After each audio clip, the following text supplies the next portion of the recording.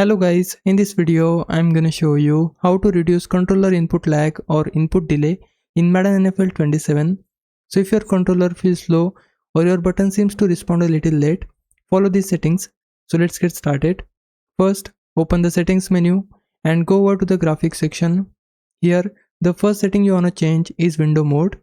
Make sure this is set to full screen instead of borderless windowed or windowed mode.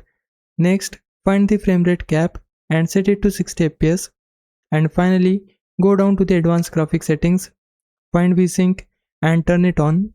So the three important settings here are full screen mode, a 60 fps frame rate cap and VSync enabled. Once you have changed these settings, apply them and then test your controller in game. This should help make your controller response feel more consistent and can reduce the feeling of input delay while playing Madden 27. And that's pretty much it guys. If this video helped you out, make sure to leave a like and subscribe my channel. For now, thanks for watching.